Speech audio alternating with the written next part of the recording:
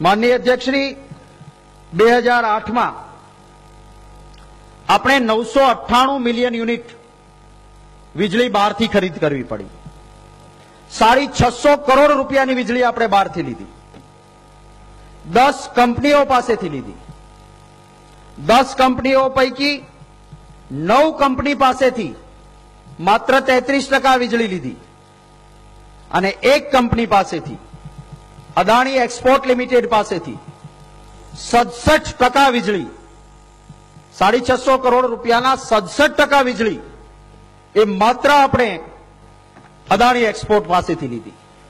માનનીય અધ્યક્ષશ્રી, આજની જ પ્રશ્નોત્તરી એના પાના નંબર પ્રશ્ન ક્રમાંક 55 માનનીય અધ્યક્ષશ્રી, અને એ માનનીય અધ્યક્ષશ્રી સોરી પ્રશ્ન 79 પાના નંબર 51. માનનીય અધ્યક્ષશ્રી, આપણે જેના પાસેથી 67% વીજળી લીધી, વેચાતી લીધી, 650 કરોડ રૂપિયાની ખરીદીમાં 9 કંપની પાસેથી 33%, અદાણી પાસેથી 67% વીજળી લીધી, અને આ પ્રશ્નમાં માનનીય અધ્યક્ષશ્રી આજની જ પ્રશ્નોત્તરીના પાના નંબર 51 ઉપર 2008 2009 જયારે આપે વીજળી એના પાસેથી લીધી છે, જેના પાસેથી 67%, એ અદાણી ઉત્પાદન કેટલું કરે છે વીજળીનું? માનનીય અધ્યક્ષશ્રી, આંકડો આપ્યો છે 0. જે માણસ 1 યુનિટ વીજળી પેદા નથી કરતો એના પાસેથી તમે 650 કરોડના વીજળી ખરીદીમાંથી 67% વીજળી એ માણસ પાસેથી લ્યો છો જ્યારે 1 યુનિટ પેદા નથી કરી. એનો અર્થ શું?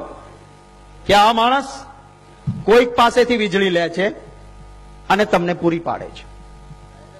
તો આ વિભાગ સીધા પેલા પાસેથી ન લઈ શકે. આપણે નાના નાના વચેટિયાને બંધ કરીને રાજી થઈએ અને કરોડોનો વચોટિયો પેદા કરવાનું કામ આ વિભાગ કરતો હોય ત્યારે એને પૂરક માંગણી ના મંજૂર કરી શકાય. માનનીય અધ્યક્ષ, કરોડોનો વચોટિયો 1 યુનિટ પેદા નથી કરી એને વીજળી.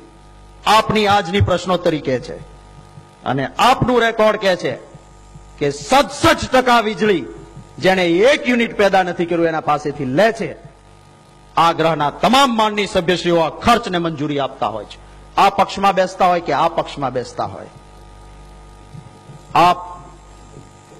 આપણા સૌનો આ ચિંતાનો વિષય નથી.